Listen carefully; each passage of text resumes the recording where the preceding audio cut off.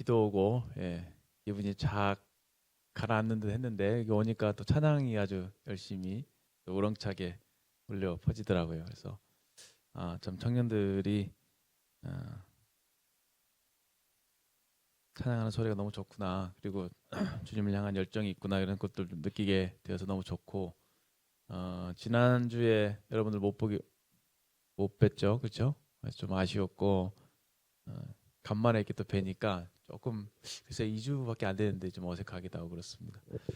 어, 저는 이제 개인적으로 저희 집에 좀 일이 있었습니다. 저희 할머니께서 돌아가셔갖고 지난 5월 6일 돌아가셔서 수, 목, 금 이렇게 3일 동안 이제 장례를 치르고 이렇게 왔어요. 어, 다행스럽게도 좀 멀리 계셔갖고 완도라고 하는 섬이 있는데 거기 요양원에 계셨습니다. 나이가 연세가 98세, 그러니까 100년 가까이 사신 것이죠. 이제 가니까 저를 기억을 못 하시는 거예요. 이제 나이가 연세가 많이 드셔서 그래서 너무 좀 마음이 아팠습니다. 그런데 돌아가시기 전에 이제 꼭 뵈야겠다는 그런 강한 의지를 가지고 갔는데 돌아가시기 하루 전에 이제 제가 뵈고 올라왔습니다. 차가 많이 막히더라고요. 가는데 7시간, 오는데 8시간 이렇게 걸려서 가는 길이 좀 많이 졸리기도 하고 많이 막히고 그래서 힘들었는데 할머니 뵈니까 너무 좋고 돌아가시기 전에 이렇게 뵐 수 있어서 너무 좋았다 생각이 됐습니다. 감사했고요. 근데 마지막을 뵈고 올라왔는데 이제 그 다음 날 이제 이렇게 돌아가신 거예요. 그래서 어, 장례를 이제 치르면서 참 하나님께 감사한 마음이 있었습니다. 어제까지만 해도 제가 이렇게 말씀을 또 하셨거든요. 또 여러 말씀하시고 옆에서 통역을 해주시고 제가 이제 듣고 그랬는데 숨쉬고 계셨고 제가 이제 갈 때 이렇게 손을 흔들어서 인사도 해주시고 그래 살아 계셨는데 하루 아침에 이제 이렇게 누워 계신 이게 보통 이렇게 영안실에 누워 있으면은 맨 마지막으로 인사를 하잖아요. 가족들이 인사하고 이제 이렇게 뭐라고 하죠? 이제 수의 입힌 상태에서 그 싸더라고요. 이렇게 이제 저희 할머니는 매장을 했어요. 할아버지 묘가 있어서 옆에다가 이제 매장을 하게 돼서 이렇게 노란색 그 뭐죠? 그걸로 싸더라고요. 이렇게 싸고 관에 이렇게 탁 넣는 데까지 보는데 참 마음이 저 이별의 그 아픔에 좀 슬프면서도 참 죽음이라는 것이 그렇게 멀리 있지 않구나 하는 생각을 좀 하게 되었습니다. 얼마 전에 어떤 형제님과도 그런 얘기를 했는데 어제까지 이렇게 멀쩡하게 방금 전까지만 해도 멀쩡하게 살아있던 이 사람이 주변에 가까이 사람이 하루아침에 이렇게 예, 세상을 떠나게 되는 모습을 보게 될 때 인간이 얼마나 연약한가 생각도 하게 되고 죽음 앞에서 참 숙연해지는 것들을 느끼게 되고 나도 언젠가는 갈 날이 있겠구나 하는 생각을 좀 하게 되고 그렇습니다. 그럴 때마다 참 그런 생각이 들고 좀 어떤 죽음에 대한 슬픔과 두려움이 있을 때마다 순식간에 찾아오는 그 제 마음에 있는 그 기쁨, 그 희망, 소망 이것은 뭐냐면 그리스도 안에서 내가 삶을 얻었다고 하는 사실, 영원히 죽지 않고 영원히 산다고 하는 이 엄청난 그 복음의 부활에 대한 메시지가 제 마음속을 가득 채우는 것을 경험하게 되고 그래서 저희 가족들이 모였을 때도 슬픔보다는 막 서로 가족들 만났다는 즐거움, 교제도 많이 하고 또 성도들이 오셨을 때 이렇게 그런 어떻게 하나님께서 우리 가정에 은혜를 베푸셔서 모두 다 이제 주님 안에 있고 또 그 다 예수님을 믿고 또 거듭난 그 하나님의 자녀들이 되었는가를 생각하면서 참 감사하는 마음이 컸습니다. 그리고 하나님께 참 영광을 돌릴 수 있는 그 귀한 시간이 되었습니다. 저희 모이니까 총 53명이더라고요. 그러니까 할머니 이제 6남매 그 아래 이제 손자들, 손녀들 그리고 그 손자 손녀들 결혼해서 낳은 아이 증손녀 이렇게 하니까 53명 이렇게 되더라고요. 엄청난 인원이긴 했는데 다 거의 대부분 그리스도 안에 있고 또 구원받은 형제 자매님들로서 이렇게 좀 뭐 생활이 그렇게 다 이렇게 녹록지 않지만 다 주님 안에서 이렇게 주님을 섬기는 삶을 사는 것을 볼 때 하나님 앞에 감사하는 마음이 있었고 예전에 사실은 뭐 가정의 얘기 좀 드리자면은 전주 제가 고향이 전주예요. 그러니까 저희 할머니 할아버지가 전주에 사셨는데 교파교회를 다니셨어요. 그랬는데 그때 약한 1970년대 71년이죠. 그때까지 그때 당시에 교파학교 열심히 다녀도 복음이 없는 거예요. 율법 열심히 해야지 천국 갈 수 있다 그래서 엄청나게 그 율법을 강조하던 그때의 교회를 다니신 거예요. 일반 그 장로교회를. 그랬는데 71년도에 저희 작은아버지 그 허윤호 형제님이신데 복음을 진도에 가서 듣고 오셔서 은혜의 복음을 알게 된 거예요. 그래서 막 뒤집어졌죠. 난리가 난 겁니다. 그래서 같이 주일학교 교사들한테 복음을 전하니까 주일학교 교사들도 막 구원을 받는 거예요. 그리고 막 가족들한테 복음을 전하고 그래서 다들 막 복음을 알게 되니까 막 삶이 변하고 그러니까 거기 있을 수가 없어서 이제 막 복음을 전하니까 이제 목사님이 이제 그렇게 하지 말라고 막 핍박을 하시는 거죠. 그래서 어쩔 수 없이 나와서 이제 저희 할아버지 집에서 모이게 된 거예요. 그것이 이제 전주 교회의 시작이 된 겁니다. 근데 그런 얘기를 이렇게 듣는데 너무 감개무량하더라고요. 그래서 그 어려운 시절에 배고픈 시절이었죠. 그때 당시에는 그럼에도 불구하고 어떻게 전 복음을 사랑하고 또 성도들을 사랑하고 또 교회 열심히 전도했는지 그런 얘기들 막 들으면서 참 할머니 할아버지에 대해서 감사하는 마음이 있었고 또 하나님께서 그런 은혜를 베풀어 주신 것에 대해서 감사한 마음이 있었습니다. 전주에 지역교회 성도님들이 많이 오셔갖고 위로해 주시고 또 장례도 잘 치러 주셨어요. 성도님들이 참 많으시더라고요. 그래서 그 한 사람을 통해서 복음이 들어와서 그 복음이 이렇게 퍼져 나가서 많은 사람들이 그 은혜의 복음을 알게 되고 참 새 생명을 얻게 된 그 놀라운 역사. 그리고 지금 전주에 가면 지역교회가 여러 개가 있잖아요. 성도님들도 굉장히 많으시거든요. 그런 것들이 참 하나님께서 놀라운 일을 이루셨구나 하는 생각을 하면서 새삼 마음이 새로워지고 감개무량한 그런 시간이었습니다. 네. 이번에 요한계시록을 저희가 공부하면서 그런 부분을 제가 보게 되죠. 이제 잠시 잠깐 후에 예수님께서 이 땅이 아니죠. 공중에 이렇게 오시게 될 때 그 이후에 어떤 일이 일어날 것인가에 대해서 요한계시록은 자세하게 묘사하고 있습니다. 다시 한번 좀 복습해서 말씀을 드리면 요한계시록은 지금 있는 일, 일곱 교회에 보내는 편지, 그렇죠? 그리고 장차 있을 일, 앞으로 일어날 일들, 그것이 이제 예수님께서 공중에 재림하실 때 그 이후에 일어날 7년 대환란, 그 이후에 있을 천년 왕국, 그리고 새 하늘과 새 땅, 영원한 하나님의 나라에까지의 그 일련의 과정들을 주님께서 보여주신 그 계시를 이렇게 묘사하고 있는, 알려주고 있는 그런 책이라고 할 수 있습니다. 그래서 이제 많은 분량이 그 부분을 차지하고 있는 거예요. 7년 대환란 때 어떠한 엄청난 끔찍한 일들이 일어나는가를 그 요한이 내다 본 거죠. 본 거예요. 그 본 사실을 그 영상을 글로써 이렇게 표현을 한 겁니다. 그 2000년 전의 언어로. 그러다 보니 앞으로 미래 일어날 일과 시간 차이로 인해서 그것을 묘사하는 데 많은 한계가 있겠죠. 그래서 여러 가지 이미지를 많이 활용해서 그것을 묘사해 내고 있다라는 겁니다. 그래서 좀 이렇게 그 이미지들을 좀 생각하면서 그걸 너무 이제 그 티적으로 사실적으로 이렇게 파헤치려고 하면은 곤란합니다. 그렇죠? 풍류적으로, 약간 비유적으로 이런 이미지들을 떠올려 가면서 이렇게 끔찍한 일들이 일어나겠구나라고 생각하시면서 요한계시록 전체가 던져주는 중요한 메시지들의 좀 포인트를 딱 얻으실 수 있으면 참 좋겠다. 그런 포인트를 꼭 잡고 가셔야 된다. 이렇게 말씀드릴 수 있겠습니다. 이 요한계시록을 시작하면서 생각해야 될 가장 중요한 것들 중에 하나가 이제 배경이죠. 배경. 이 요한계시록이 주어지게 된 배경.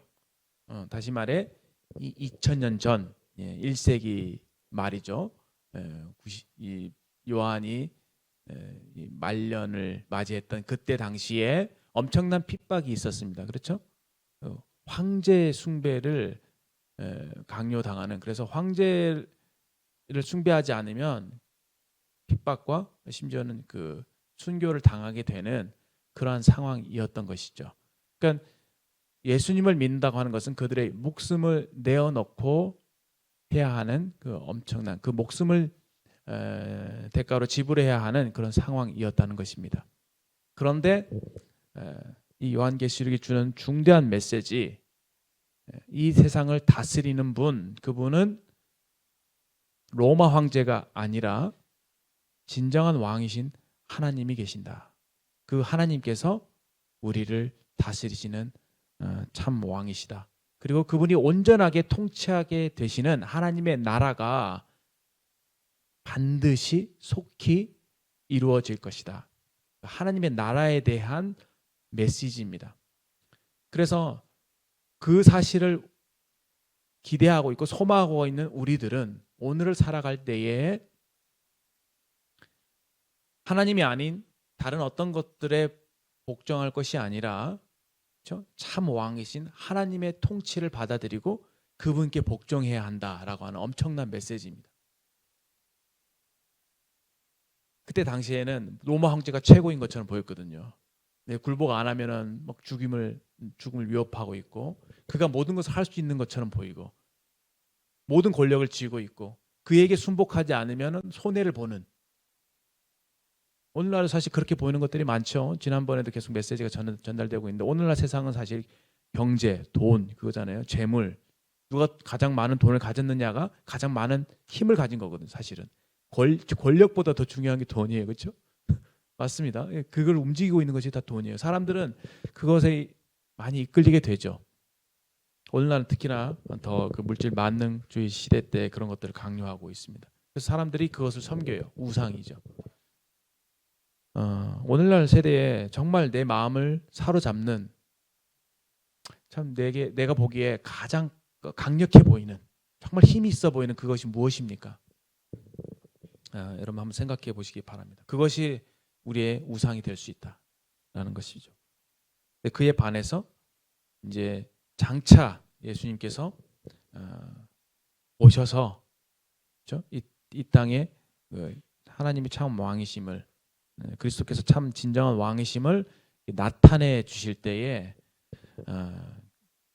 그분의 그 위엄과 그분의 능력과 그 권세가 어떠한지를 우리가 적나라하게 보게 될 것입니다. 물론 이 그리스도인들 여러분과 저 교회는 그 환란의 시기를 통과하지가 않아요. 그렇죠?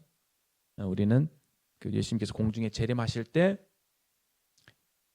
제일 처음으로 부활을 경험합니다. 여러분과 제가 부활할 거예요. 그리고 저희들보다 먼저 돌아가신 신약교회 성도님들이 먼저 부활합니다. 그리고 우리가 변화되죠.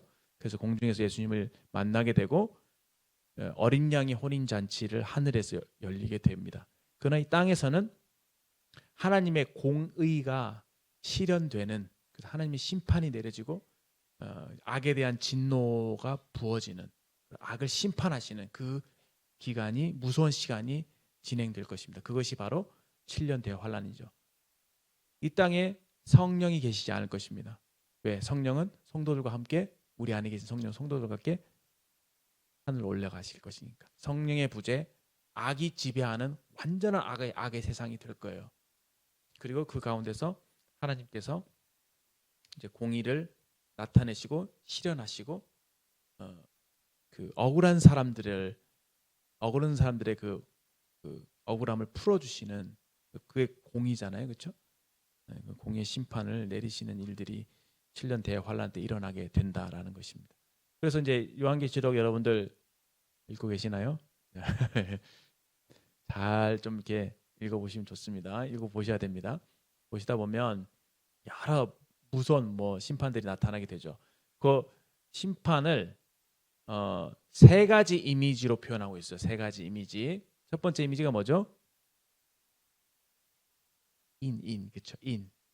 일곱 인이 나옵니다. 일곱 인의 재앙이 있어요. 그리고 일곱 나팔의 재앙이 있고 일곱 대접의 재앙이 있습니다. 나중에 골든벨 할 때 나올 수 있으니까 쫑긋해서 잘 들으세요. 그냥 신년 대환란 때의 재앙 심판은 이 세 가지 이미지로 요약된다 이렇게 보시면 돼요. 그래서 일곱 인 중에서 한 가지 떼죠. 그래서 첫 번째 인, 두 번째 인, 세 번째 인을 떼면서 뗄 때마다 재앙이 나타나는 겁니다. 우리가 보았죠. 그렇게 쭉쭉 나타나다가 일곱째 인을 뗐을 때 일어나는 게 뭐냐면은 일곱 나팔의 재앙이에요. 그 일곱째 인 안에 일곱 개의 나팔 재앙이 있는 것이죠. 되시죠?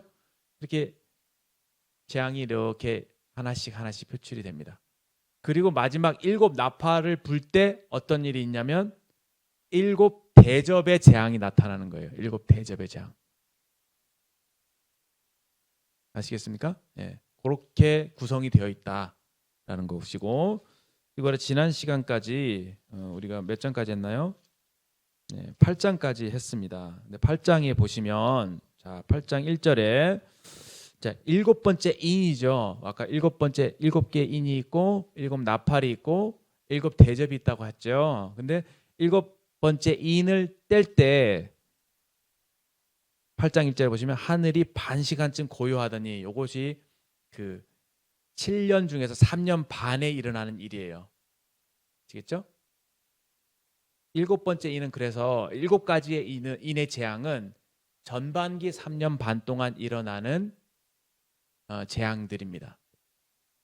그리고 일곱 번째 인을 뗐을 때 비로소 일곱 나팔의 재앙이 나타나는데 그때부터가 일곱 나팔과 일곱 대접의 재앙이 후 3년 반 후기죠. 후기에 일어날 일입니다. 이 두 가지를 구분하는 이유는 왜 구분하느냐? 그 중간에 일어난 사건이 굉장히 중대하기 때문입니다. 그리고 전반기에 비해서 후반기가 아주 더 극심한 아주 극에 달하는 환란기이기 때문에 이 후반기를 특별히 대환란기라고 부르기도 해요. 여튼 전반기는 좀 약하다, 후반기는 좀 세다라고 생각하시면 됩니다. 그리고 이제 전반기 때 어떤 일이 일어나느냐? 이제 이 7년 대환란 때 일어나는 좀 중요한 일들 중에 하나가 뭐냐면 하나님께서 진노만 내리시는 것이 아니라 그 진노 중에서도 긍휼을 베푸시는 거예요. 구원의 은혜를 베푸십니다. 그러니까 7년 대환란 때도 구원받는 기회가 있어요. 우리 지난 시간에 그 환란기 성도에 대한 말씀을 들었죠. 네. 그렇죠? 14만 4천 이런 얘기 들었나요? 그렇죠? 자, 환란기에도 구원받는 성도들이 있다라는 겁니다. 놀랍죠? 환란기에도 구원받는 성도들이 있다. 근데 구원받은 성도들을 두 부류로 나누면은 유대인 중에 구원받는 성도들이 있고 이방인 중에 구원받는 성도들이 있습니다. 놀랍게도. 근데 이것이 어떻게 시작이 되느냐? 전반기 때 하나님께서 누구를 보내시냐면 두 증인을 보내세요. 두 증인. 두 명의 증인이 이번 11장에 나오는 두 명의 증인을 보내십니다. 이 두 명의 증인이 어떤 일을 하느냐? 이 환란기 전반기 때, 그렇죠? 전반기 때 복음을 증거합니다. 누구에게 복음을 증거하느냐? 유대인들에게. 그래서 유대인 중에 예수님 믿고 구원받은 성도들이 생겨납니다. 그들이 누구냐? 14만 4천이에요. 환란기에 유대인들 중에서 구원받은 성도들이 14만 4천입니다. 그 14만 4천이 어떠한 일을 하느냐? 후반기에 전도합니다. 전 세계 사람들 대상으로. 그래서 그들의 전도로 인해서 구원받은 사람들이 있어요. 그들이 누구냐? 이방인 중에 구원받은 사람들. 그래서 그들이 구원받고 하나님 앞에서 예배하는 장면이 7장에 나오는 장면이었어요. 7장 1절부터 8절까지가 14만 4천, 그러니까 유대인 중에서 구원받은 성도. 그다음에 7장 9절부터 17절까지가 이방인 중에서 구원받은 성도, 그들도 공이 그리스도의 십자가의 피의 공로를 의지해서 구원받은 자들인 거예요. 하나님이 환난기, 그 심한 환난기 속에서도 두 증인을 보내시고 또 14만 4천을 구원하시고 그들을 통해서 또 세계 열방에 복음을 증거하신 일을 하십니다. 그렇죠? 할 만큼 하셨는데 지금도 열심히 복음을 전하고 계시잖아요. 할 만큼 하셨는데 그 어려운 시기에도 하나님은 끝까지 긍휼을 베푸세요. 하나님 입장에서는 그런 겁니다. 아무도 멸망치 않게 이르기를 바라셔서 진노 중에 긍휼을 베푸시는 분이시다라는 겁니다. 그럼에도 불구하고 그 환난기 때도 안 믿는 사람들이 대다수예요. 많지 않습니다. 믿는 사람이 많지 않아요. 왜냐하면 어렵기 때문에, 믿기가 참 어렵기 때문에 그래요. 거기에 대한 내용이 이제 11장에 먼저 이제 기록이 되어져 있는데 말 나온 김에 11장을 먼저 한번 보겠습니다. 두 증인에 대한 부분인데요. 11장 1절을 보면 또 내게 지팡이 같은 갈대를 주며 말하기를 일어나서 하나님의 성전과 제단과 그 안에서 경배하는 자들을 측량하되 성전 바깥 마당을 측량하지 말고 그냥 두라. 이것은 이방인에게 주었은즉 그들이 거룩한 성을 42달 동안 짓밟으리라. 1절 2절은 좀 다른 내용인데 아까 제가 전반기와 후반기 사이에 중대한 사건이 있다고 말씀드렸죠. 어떤 사건이 있냐면 전반기 때 적그리스도가 등장합니다. 666 아시죠? 666 적그리스도가 그 굉장한 그 정치력, 경제력, 사회 문제를 해결하는 능력을 발휘하는 거예요. 그러니까 엄청난 그 리더로 부상합니다. 이 짐승이라고 하는 요한계시록 짐승으로 표현된 적그리스도가 있습니다. 사람이에요. 이 적그리스도가 사탄에게 능력을 받습니다. 그렇죠? 능력을 받아서 정치력, 경제력, 사회, 문화 통솔력 다 발휘하는 거예요. 뭐 여러 가지 세계 문제들을 해결하면서 엄청난 스타로 부상합니다. 그러니까 사람들이 그를 볼 때 와 최고의 리더다 하고 다 어떻게 해요? 그를 따르게 되죠. 그런데 그가 이제 이마에 표를 받게 합니다. 자기를 따르게 하려고 그렇죠? 이마나 손등에 표를 받게 합니다. 그 짐승에게 이제 숭배한다고 하는 그 표시를 두는 것이죠. 이마에 표를 받은 사람은 근데 문제는 뭐냐면 완전히 짐승이 자기 영혼을 판 거기 때문에 그렇죠? 사탄에게 자기 영혼을 드린 거기 때문에 이 사람은 구원받을 수 있는 기회가 더 이상 주어지지 않습니다. 반면에 그러니까 환란기에는 예수님을 믿느냐 믿지 않느냐 굉장히 둘 중 하나의 극단적인 선택만 있을 수밖에 없는 거예요. 그렇지 않은 사람은 예수님을 믿고 그 보혈 공로를 믿고 구원받은 사람들은 하나님께서 특별히 이마에 인을 치십니다. 그래서 인을 친 자들의 하나님께서 인을 친 자들에 대한 말씀이 나와요. 그들이 환난기 때 구원받은 성도들인 거예요. 아시겠죠? 일단 666을 받느냐, 짐승의 표를 받느냐, 하나님께로부터 인을 치느냐 이런 두 가지 이미지가 있다고 하는 거. 그러니까 번복할 수 없다는 얘기죠. 한번 받으면 그냥 끝이야 그걸로. 어떻게 보면 최종적인 기회가 되는 거죠. 근데 이 전반기 때 적그리스도가 활동한다고 했죠. 약간의 평화가 있습니다. 굉장히 큰 핍박이 있는 건 아니에요. 그 정도로. 그래서 약간의 자유가 주어지고 그렇죠. 그때 그 두 증인이 활동한다고 제가 말씀드렸죠.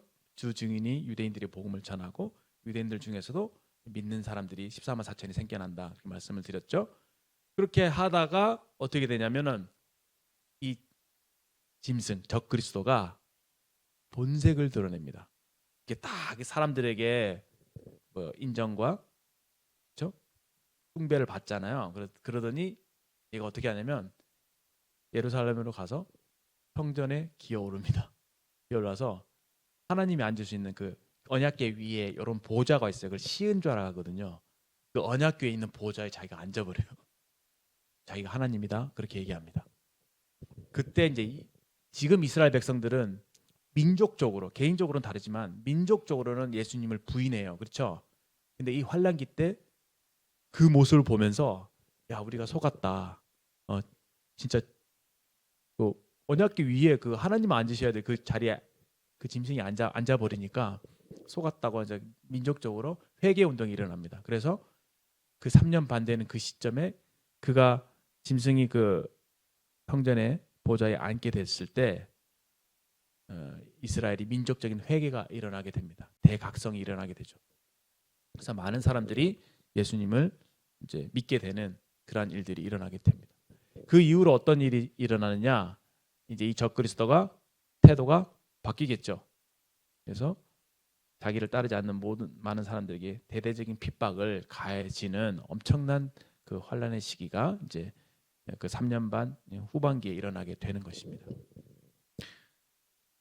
그래서 여기 보면은 그렇게 됨으로 인해서 2절에 나오는 것처럼 거룩한 성을 42달을 하면 1260일 그렇죠? 3개월, 3년 반이 되겠죠. 3년 반 동안 하나님의 거룩한 성이 이방인들에게 서 짓밟히게 되는, 하나님께서 그 성전을 어떻게 보면은 이방인들이 짓밟도록 버리시는 그런 엄청난 일이 일어나게 되죠. 그때 유대인들이 그 모습을 보면서 막 가슴을 치고 회개하는, 통곡하는 그런 민족적으로 그런 일들이 일어나게 됩니다. 이제 그 3절 이후에서는 이제 두 증인에 대한 말씀인데, 이 두 증인은 전반기 때 활동을 해요. 환반기 전반기 때 활동하는 두 증인이고, 전반기 때 유대인들에게 복음을 전한다 말씀드렸죠. 전반기입니다. 그리고 이 중간 됐을 때 어떤 일이 생기냐면은 죽임을 당해요. 누구한테?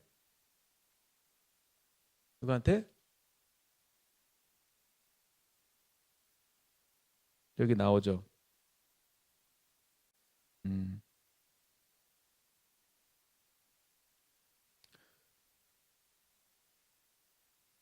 짐승, 그렇죠? 7절에 보세요. 그들이 두 증인이 증언을 마칠 때 무적행으로 또 올라오는 짐승이 있죠. 그들이 그들과 더불어 전쟁을 일으켜 그들을 이기고 그들을 죽일 터인즉 그렇게 되죠. 두 증인이 이 적그리스도 짐승이라고 불리는 이 세력에 의해서 죽임을 당합니다. 그런데 하나님께서 그 두 증인을 바로 부활시켜 3일 만에, 그래서 3일 만에 부활시켜서 하늘로 올라가게 하십니다. 자, 한번 읽어볼까요? 3절 보시면 내가 나의 두 증인에게 권세를 주리니 그들이 굵은 베옷을 입고 1260일을 예언하리라. 1260일이니까 3년 반이죠. 계산해 보세요. 360을 나눠보세요. 대충 그 정도 됩니다. 42개월 3년 반 이렇게 되죠. 나의 두 증인에게 권세를 했고 4절 그들은 이 땅의 주 앞에 서 있는 두 감람나무의 두 촛대니, 중요한 이미지입니다. 감람나무의 좋은 것은 감람유, 기름입니다. 기름은 성령을 상징한다고 그런 이미지로 보시면 돼요. 그리고 빛, 이건 등대를 말하는 거죠. 두 촛대 이렇게 돼 있죠. 이것은 빛을 의미합니다. 그러니까 기름이 있어야지 기름이 타면서 빛을 내잖아요. 그 이미지, 그 등잔의 이미지를 생각하시면 됩니다. 이 두 증인이 중요한 이유는 환란기 때도 하나님의 복음의 빛을 비추기 위한 그 중차대한 임무를 맡고, 그렇죠? 이 땅에 파견된 그 역할을 감당하는 사람이 두 증인인 거예요. 진노 중에도 복음으로서 긍휼을 베풀기 위해서 파견된 그 두 증인의 역할이 이와 같이 감람나무와 촛대처럼 빛을 비추는, 복음의 빛을 비추는 그 역할을 하는 것이다라는 이 중요한 포인트입니다. 자, 그 다음에 만일 누구든지 그를 해하고자 하면 그들의 입에서 불이 나와서 그들의 원수를 삼켜버릴 것이요 누구든지 그들을 해하고자 하면 반드시 그와 같이 죽임을 당하리라. 그러니까 그들이 전도하는 동안에는 누구도 그들을 해할 수가 없는 거예요. 하나님께서 그들을, 그 두 증인을 보호하고 계신다는 말입니다. 그들이 권능을 가지고 하늘에 다 그 예언을 하는 날 동안 비가 오지 아니하고, 비가 오지 않는다 이미지가 엘리야를 방불케 한다고 하죠. 그 다음에 또 권능을 가지고 물을 피로 변하게 한다. 물을 피로 변하게 하는 재앙은 또 누구 생각납니까? 네, 모세가 생각나죠. 그리고 아무 때든지 원하는 대로 여러 가지 재앙으로 땅을 치리로다. 이렇게 재앙을 일으키는 능력을 발휘함으로 인해서 두 증인이 자기를 보호하게 되고 하나님께서 그렇게 그를 보호하십니다. 여기서 중요한 부분이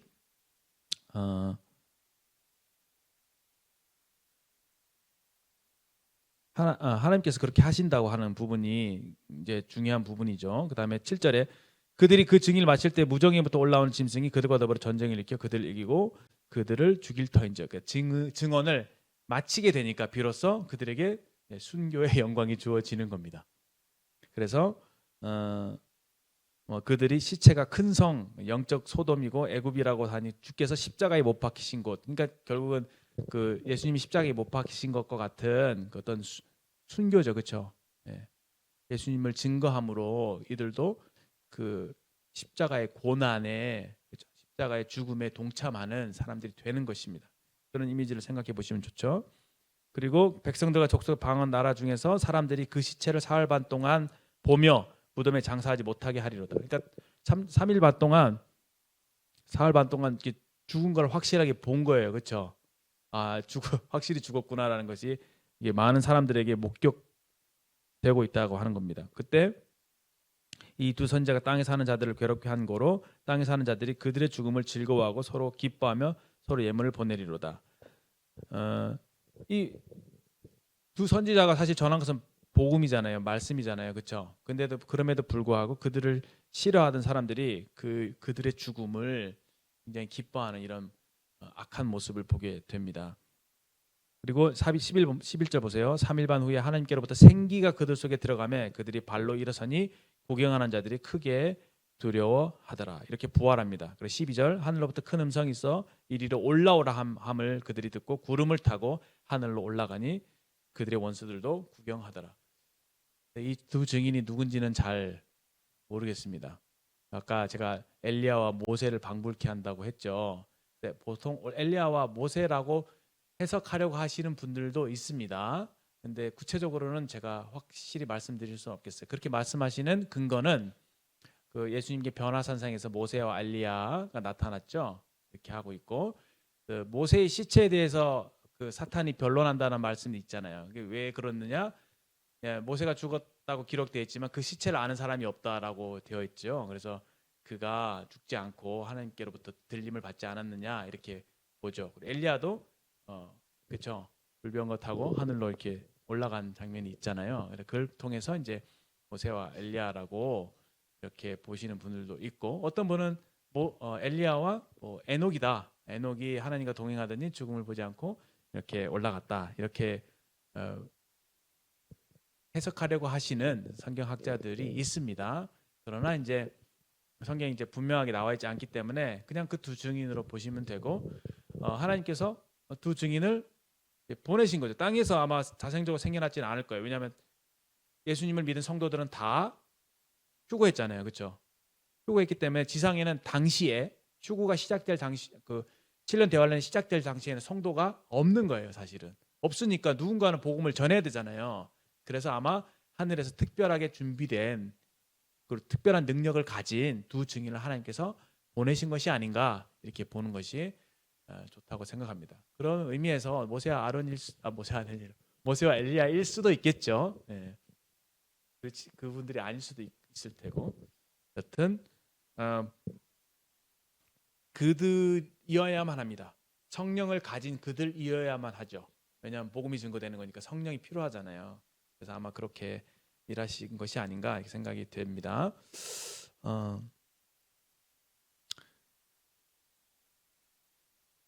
그때 이제 13절에 큰 지진이 나고 지진에서 죽은 사람이 7천이고 남은 자들은 하나님을 두려워하여 그들이 하나님께 영광을 돌리더라 이렇게 되어 있습니다. 두려움이라고 하는 이미지가 있죠. 이런 참 7년 대환란에 일어날 일들을 지금 저희가 생각하면은 참 두렵습니다. 그렇죠?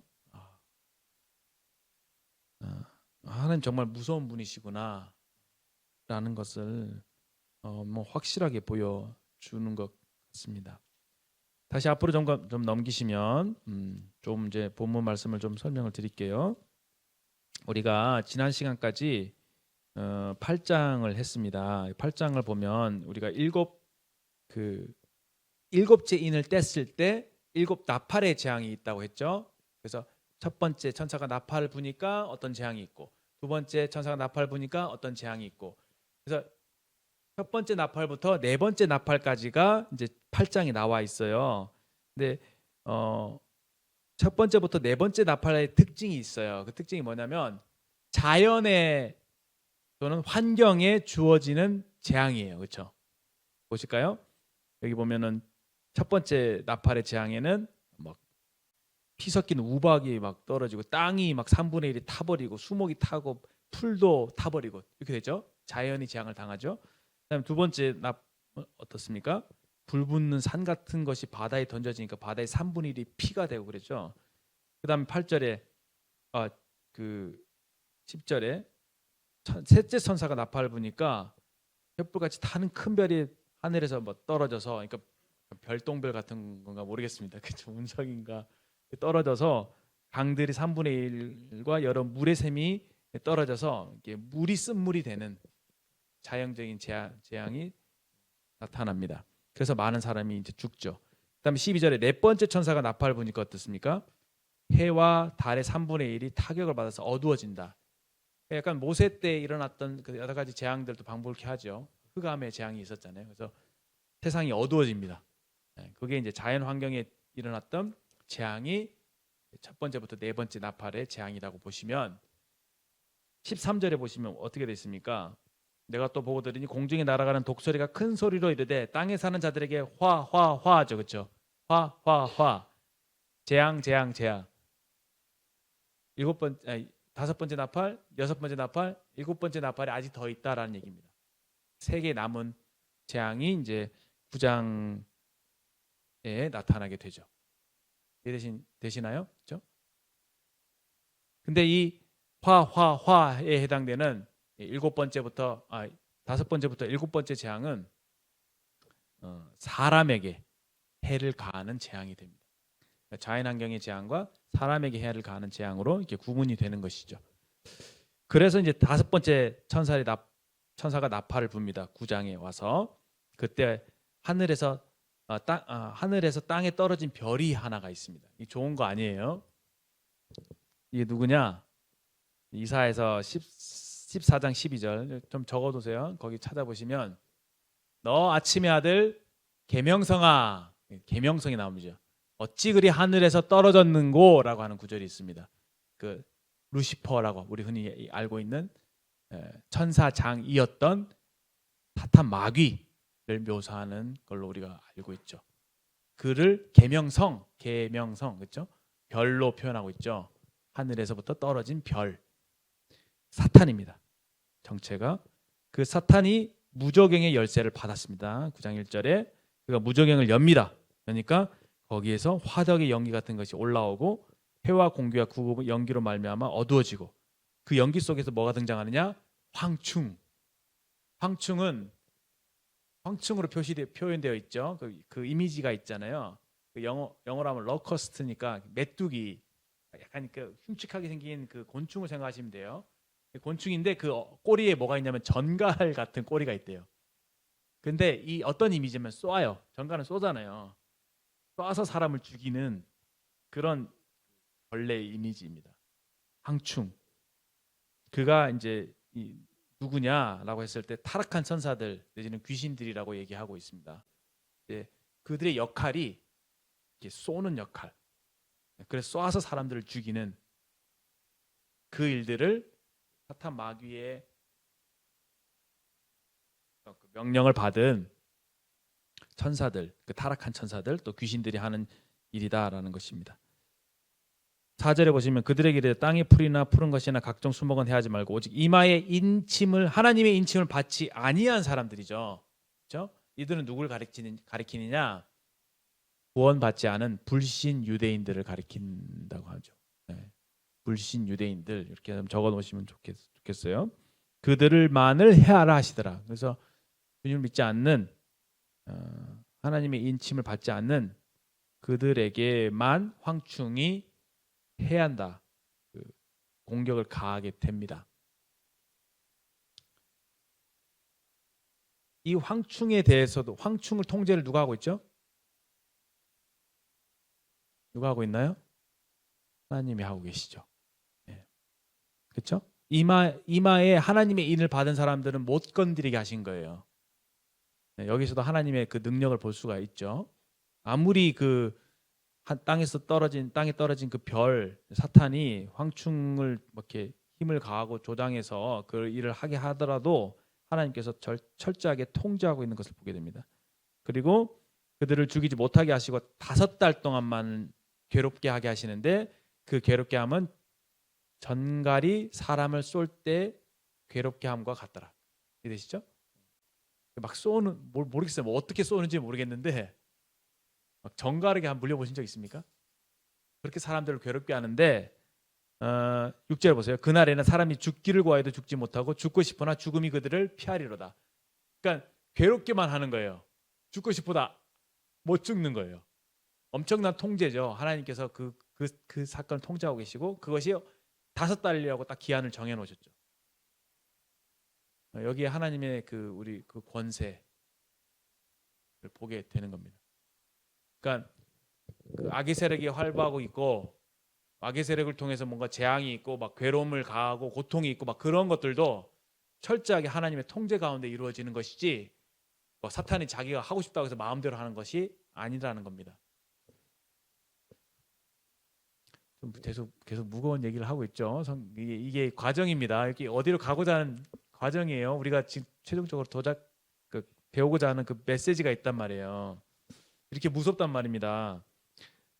황충의 모왕들은 전쟁을 준비한 말들 같고 그 머리는 금 같은 관 비슷한 것을 썼으며 그 얼굴은 사람의 얼굴 같고 여자의 머리털 같은 머리털이 그 이빨은 사자 이빨 같으며 그냥 모르겠습니다. 어떻게 이런 이미지를 그릴 수 있는지 인터넷 찾아보시면 특히 이제 외국 구글 같은 데 보시면 이런 거 잘 나와 있더라고요. 보세요. 한번 쳐보세요. 로우커스트 뭐 이렇게 쳐보세요. 그다음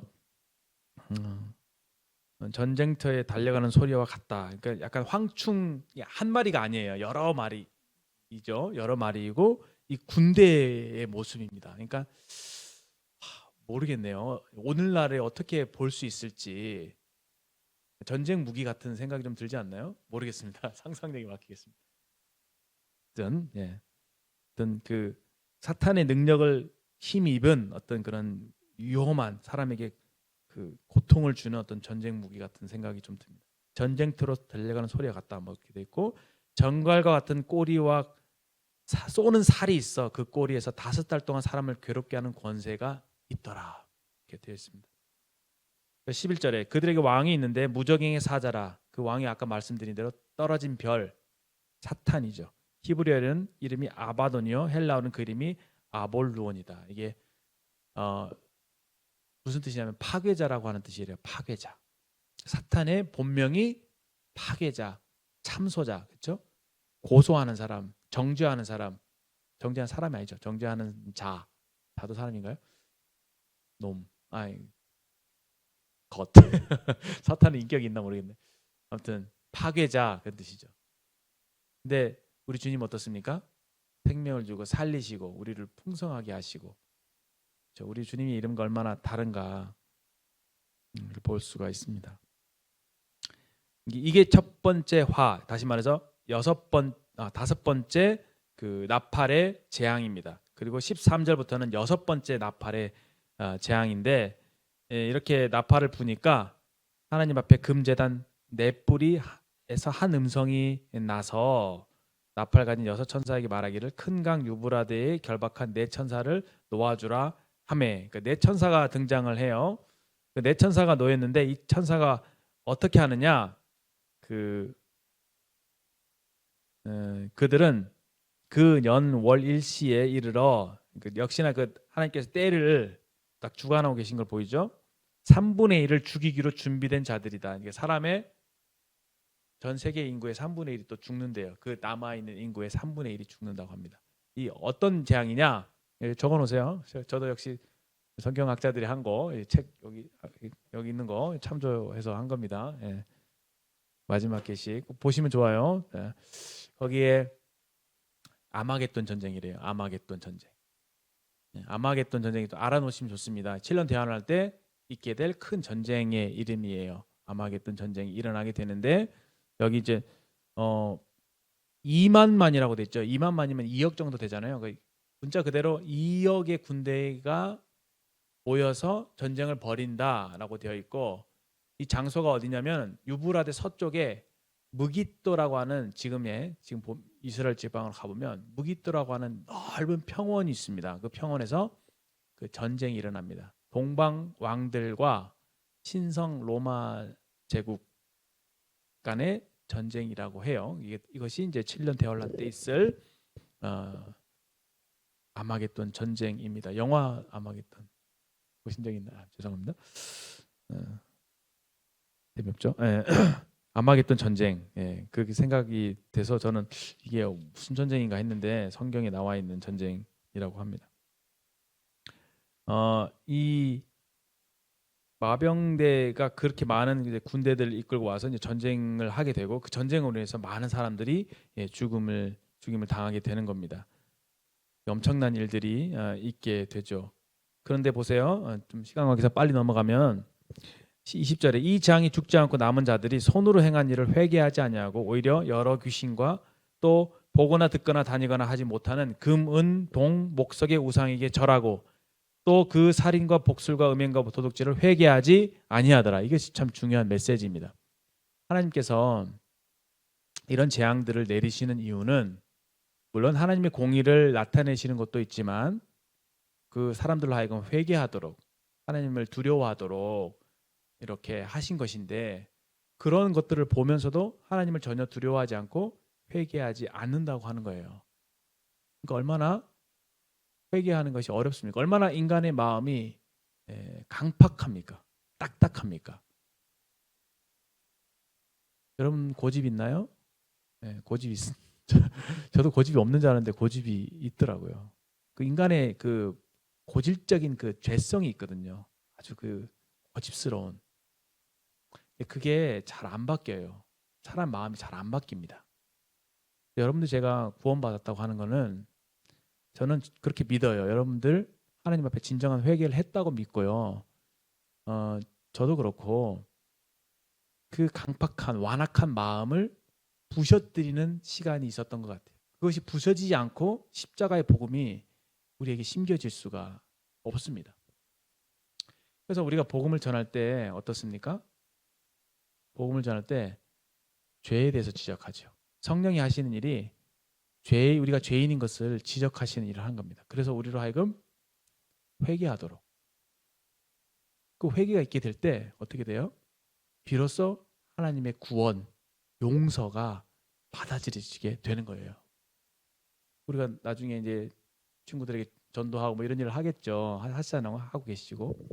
정말 성경에서 중요하게 우리에게 말씀하고 있는 것은 하나님께 대한 회개. 내가 그동안 하나님 없이 내가 내 삶의 주인이 되어 살아온 내 고집대로 내 마음대로 살아왔던 그 삶, 그것이 바로 죄잖아요. 죄의 본질이죠. 그 원죄이고. 근데 복음은 우리에게 무엇을 말합니까? 그것을 죄다라고 지적하고 있죠. 그 마음을 회개하는 거, 돌이키는 거. 그래서 나의 참된 왕이 하나님이시다, 주님이시다라는 것을 고백하는 거. 그것이 복음이 우리에게 주는 메시지입니다. 그 메시지가 사실은 오늘 8장이 아니죠. 10장이죠. 10장에 보면 10장에 보면은 이제 오늘 시간 관계에서 많이 못 다뤘습니다만 천사가 나타나 힘센 천사가 나타나는데 그 천사의 모습들이 쭉 묘사가 되어 있으면서 이 천사의 역할이 뭐냐면 두루마기를 가지고 오는 거예요. 가져와서 요한에게 이거 먹으라고 하는 겁니다. 두루마기를 먹어요. 두루마기가 아니라 두루마리 이렇게 옛날에는 이렇게 파피루스 돌돌돌 말아갖고 거기다가 펼쳐갖고 그 하나님 말씀을 기록했잖아요. 그러니까 두루마리는 하나님 말씀을 나타내는 거죠. 이걸 먹으라고 던져줍니다. 그래서 이걸 이렇게 해서 막 이렇게 먹어요. 먹으니까 어떻게 돼요? 네 입에는 달지만 배에는 쓰다라 이렇게 돼 있죠.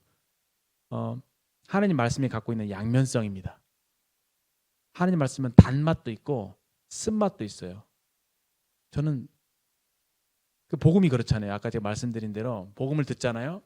엄청 속쓰립니다. 그렇죠? 왜냐하면 나의 죄를 지적하거든요. 하나님 말씀이 그래요. 뭐 복음만 그렇습니까? 우리가 하나님 말씀 읽으면 어때요? 그 말씀에 자신을 비춰보게 때 속쓰리죠. 죄를 지적하죠. 하나님 앞에 잘못된 모습, 부끄러운 모습 드러나죠. 가슴이 아프죠. 그게 좋은 거예요. 그런 반응이 나타나는 거. 하나님 말씀이 나에게 도달한다? 감사한 겁니다. 말씀이 전파됐는데 읽는데도 자기가 잘못한 게 보이는데도 마음이 냉랭하다, 딱딱하다, 아무런 반응이 없다. 그 큰일 난 겁니다. 그거 뭐 영적인 암에 걸린 거와 똑같아요. 무감각한 거. 근데 말씀 보는데 막 아파요. 그쵸? 막 찔리고. 좋은 소식입니다. 근데 그 쓰게 내게 도달했던 그 말씀을 가지고 회개하잖아요. 하나님 앞에. 그러면은 언제 그랬는 듯이 엄청난 평안과 기쁨이 몰려옵니다. 저는 제가 전에도 말씀을 드렸는지 모르겠지만 말씀을 이제 강단 말씀이든 뭐 성경 말씀이 듣다가 하나님께서 제게 찌르는 말씀을 주실 때 감사해요. 그리고 저는 회개하는 게 기쁩니다. 왜? 당장은 그 하나님 말씀 앞에 벌벌 떨게 되고 내가 잘못했지라고 하는 생각 때문에 부끄럽기도 하고 그렇지만 마음이 쓰라리지만 그것을 회개하게 됐을 때 오게 되는 그 단맛을 알거든요. 그렇게 회개하고 하나님 앞에 엎드렸을 때 하나님께서 나에게 놀라운 평안과 기쁨으로 이렇게 위로하시는 것들을 경험하게 되거든요. 여러분들은 언제 하나님의 말씀의 단맛과 쓴맛을 경험해 보았습니까? 이런 것들을 분반 시간에 한번 나눠보시면 좋겠습니다. 여튼 이 10장을 쭉 초반부에 읽어보세요. 이 천사에 대한 아주 그가 뭐 그리스도라고 말씀하시는 분도 있고 아니면 그냥 다른 천사라고 얘기하시는 분들도 있는데 그것보다도 이 천사가 이렇게 묘사된 엄청난 그 권세를 가진 천사가 했던 일이 뭐냐면은 이 말씀을 전하는 거예요. 그만큼 두루마리가 중요한 거예요. 말씀을 먹으라고요. 이 먹으면 우리 속에서 쓴맛과 단맛이 나타난다. 그리고 그것을 어떻게 해요? 예언하라고요. 요한에게 나타났던 가장 중대한 임무, 이 두루마리를 먹어서 네 거로 삼고 이것을 이제 다른 사람 열방에게 선포하라고 이렇게 명령하고 있습니다. 이것이 복음이죠. 복음이 우리에게 촉구하는 회개의 메시지 그리고 용서와 화합의 메시지. 경험한 적 있습니까, 여러분? 정말 이 말씀의 그 단맛과 쓴맛, 이 힘, 이 능력 경험한 적이 있습니까? 혹시 없으시다면 여러분들 꼭 한번 경험하시기를, 한 번만이라도 경험하시기를 바랍니다.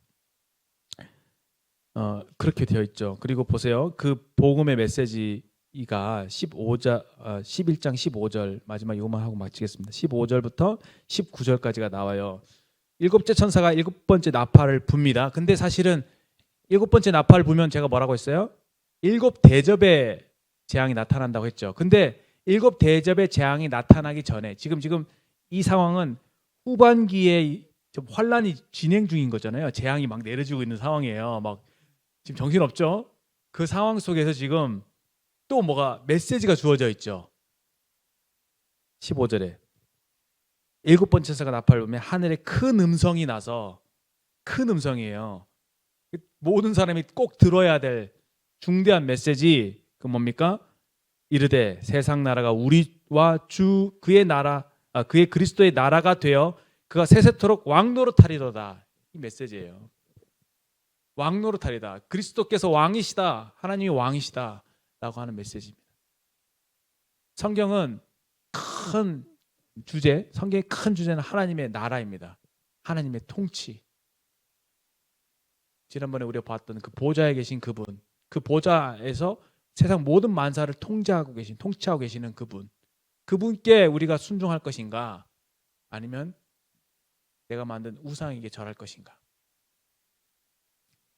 이분이 왕노릇 하신다는 그게 복음이에요. 그 다음에 그 앞에서 자기 보좌에 있던 24장로, 교회라고 우리가 알고 있죠. 이 교회가 엎드려서 얼굴을 땅에 대고 하나님께 경배하면서 이렇게 말합니다. 감사함나니 옛적에도 계셨고 지금도 계신 주 하나님 곧 전능하신 이여. 하나님 그런 분이십니다. 영존하신 분, 전능하신 분, 그리고 친히 권능을 잡으시고 왕노릇 하시도다 이렇게 고백하는 것입니다. 이방들이 분노하죠. 이런 하나님의 통치를 거부하는 겁니다. 주의 진노가 내려와 죽은 자를 심판하시며 종 선지자들과 성도들과 또 작은 자든지 큰 자든지 주의 이름을 어떻게 해요? 경외하는 자들에게 상 주시며. 참 얼마나 은혜로운 메시지입니까? 우리가 주님을 경외할 수 있다고 하는 것은 이거는 은혜예요. 우리에게서 나온 것이 아닙니다. 하나님을 경외하는 진리, 지혜, 이것이 하나님께서 우리에게 주신 선물인 것을 알게 됩니다.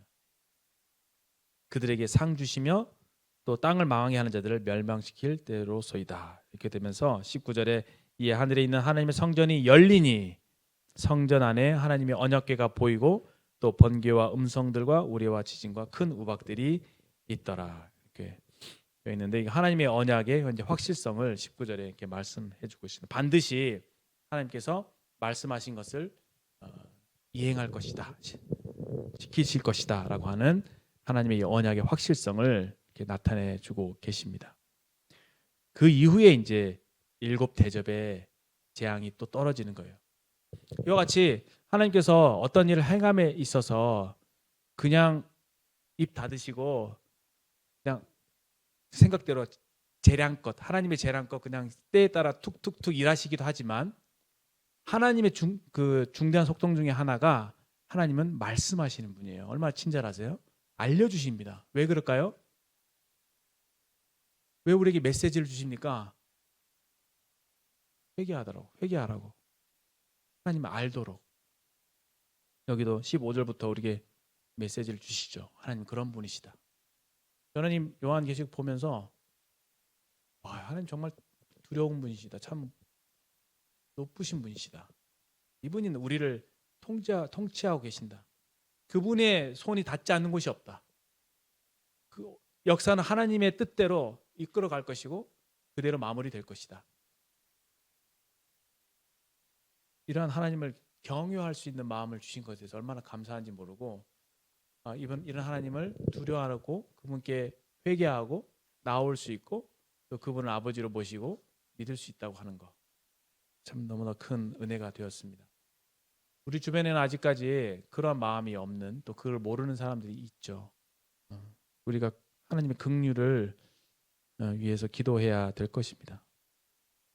우리에게 주신 요한과 다름없죠. 우리에게도 하나님께서 두루마리를 주셨죠. 받아 먹으라고. 정말 단맛, 쓴맛을 봐야 됩니다. 말씀의 쓴맛을. 그래야지 그 쓴맛을 다른 사람에게 전해줄 수 있겠죠. 심판의 무서움, 죄악의 두려움 얘기해 줄 수 있겠죠. 그리고 그때야만이 비로소 십자가의 은혜가 얼마나 큰 것인지, 주님의 사랑이 얼마나 놀라운 것인지 우리가 역설적으로 말할 수 있을 것입니다.